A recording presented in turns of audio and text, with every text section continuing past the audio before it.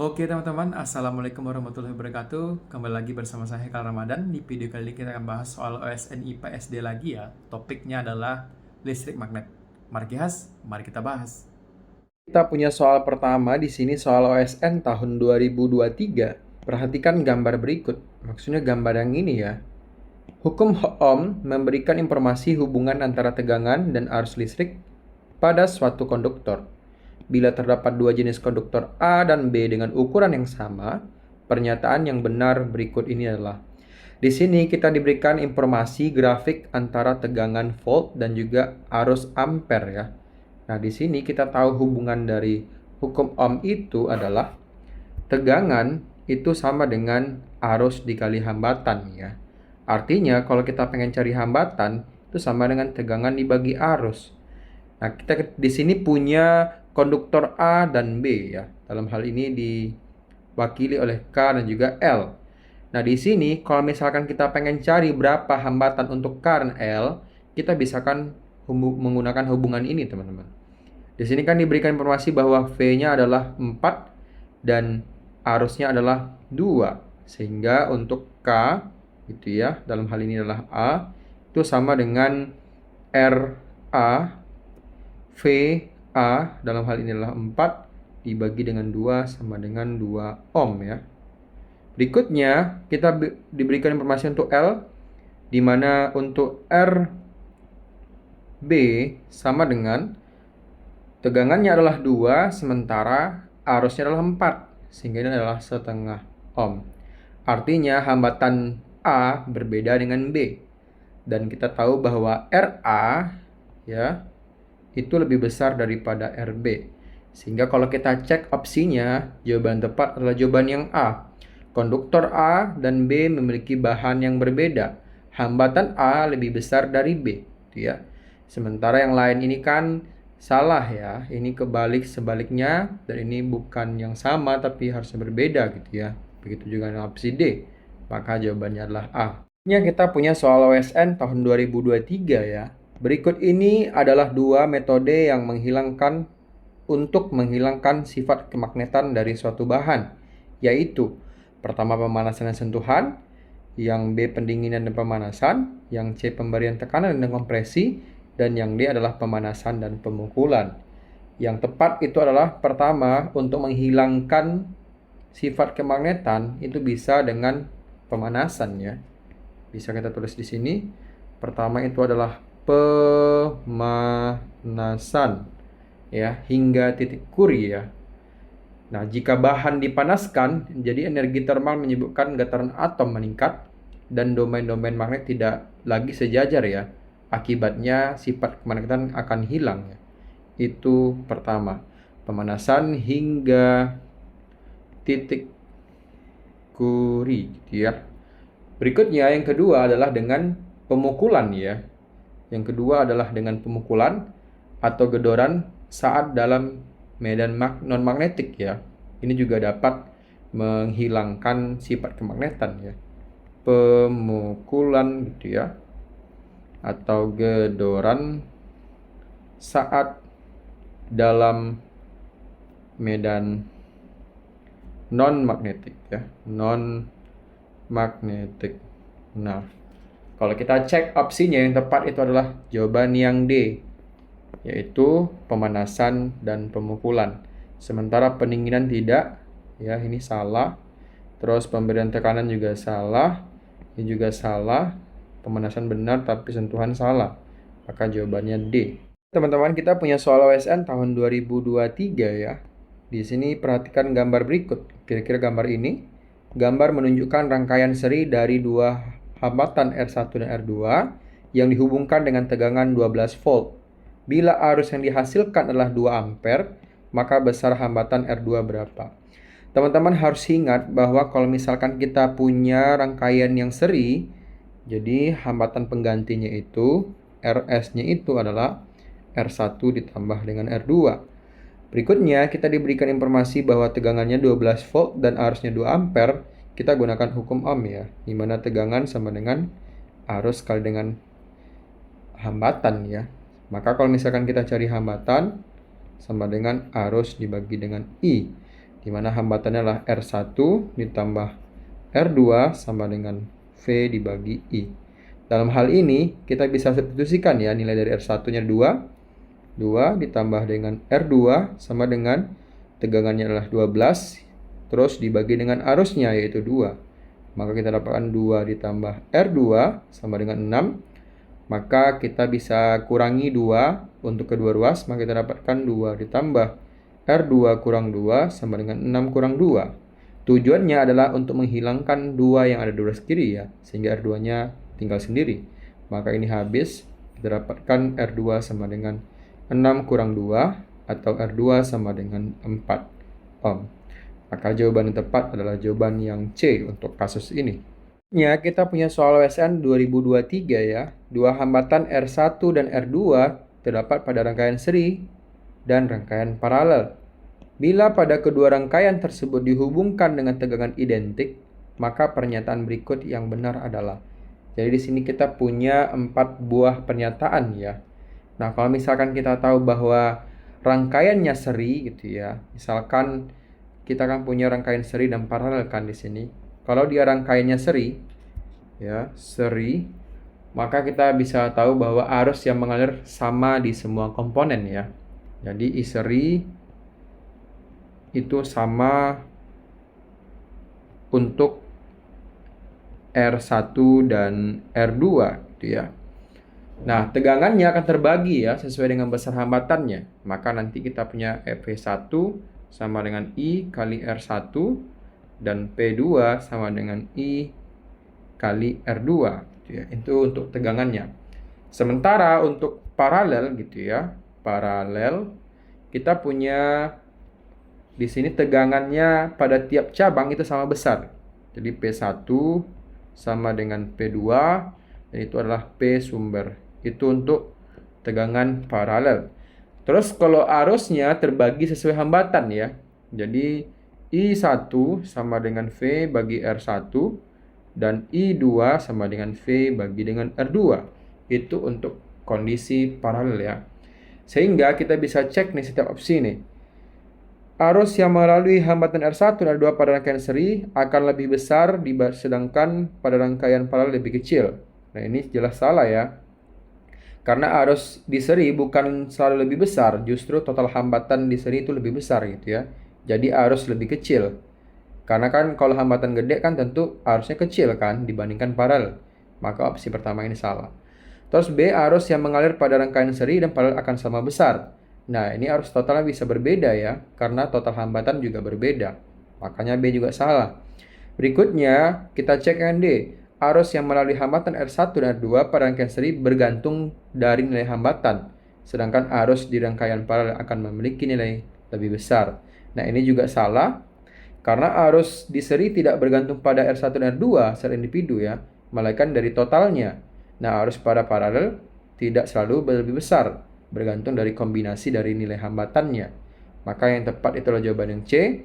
Arus yang melalui hambatan R1 dan R2 pada rangkaian seri akan sama besar, sedangkan pada rangkaian paralel arus akan terbagi dan besarnya bergantung dari nilai hambatan R1 dan R2. Setelah kita analisis menggunakan hukum Ohm. Begitu caranya. Punya soal berikutnya ya teman-teman. Soal WSN 2023. Perhatikan gambar berikut ini. Gambar di atas, maksudnya gambar ini ya teman-teman. Merupakan percobaan untuk membuat sebuah logam agar memiliki sifat magnet dengan cara elektromagnet. Agar medan magnet yang dimiliki oleh logam tersebut besar, maka cara yang dilakukan adalah. Nah, pertama kita harus tahu dulu nih, kalau misalkan kita pengen cari gimana caranya untuk memperbesar medan magnet, kita cari hubungannya ya. Di mana medan magnet itu berbanding dengan jumlah lilitan dikali dengan arus ya. Berbanding lurus. Artinya kalau kita pengen medan magnetnya besar, maka jumlah lilitannya harus besar. Begitu juga arus ya. Nah, pertama kita cek dulu nih opsi pertama. A, mengganti jenis logam dengan ukuran diameter lebih besar. Nah, ini salah ya. Karena diameter logam yang lebih besar belum tentu meningkatkan medan magnet. Yang lebih penting adalah jenis logam dan jumlah lilitan ya. Menambah jumlah lilitan kawat pada logam. Nah, ini jawaban yang tepat ya. Sementara kalau jawaban C, baterai diganti dengan tegangan lebih kecil, ini juga salah. Mengganti baterai dengan tegangan lebih kecil akan mengurangi kuat arus ya, sehingga medan magnet melemah. Ini salah. Berikutnya, mengurangi jumlah litan kawat pada logam. Nah, ini kebalikan ya. Harusnya ditambah, bukan dikurangin ya jumlah litannya. Maka jawaban tepat adalah jawaban yang B. Kita lanjut lagi ke soal berikutnya, soal OSN 2023. Perhatikan gambar berikut ini. Gambar menunjukkan muatan listrik min Q, min 2Q, dan plus 4Q. Mengacu pada gambar di atas, jumlah kekeluaran konsep sebanyak berapa biji gitu ya. Pertama, kita lihat dulu nih. Ini kan muatan min Q, terus plus Q, terus min 2Q, terus min Q gitu ya. Nah, di sini ini kan muatannya 4Q, terus ini min Q, terus ini min 2Q, terus ini adalah min Q gitu ya. Kesalahan pertama adalah jumlah garis medan untuk plus 4Q ya dan min Q ya hampir sama besar ya dengan muatannya, padahal berbeda jauh gitu ya. Nah, itu kesalahan pertama gitu ya. Seharusnya jumlah garis medan untuk plus 4Q itu 4 kali lebih banyak ya dibandingkan dengan min Q ya. Nah, ini kekeliruan pertama gitu ya. Ini juga cuman satu kan. Harusnya 2 gitu ya. Nah, berikutnya adalah arah kelengkungan garis dari min 2Q ya ke arah P. Nah, ini juga salah ya konsepnya. Garis kelengkungannya. Jadi harusnya masuk ke min 2Q ya, bukan seolah keluar gitu ya. Yang ketiga adalah seolah dia berpotongan di titik P. Nah, itu jelas salah ya. Karena garis medan listrik itu tidak boleh saling berpotongan gitu ya. Maka di sini jumlah konsep keluaran konsep itu adalah 3 ya. Jawabannya C. Berikutnya adalah soal OSN 2023 ya. Perhatikan gambar berikut.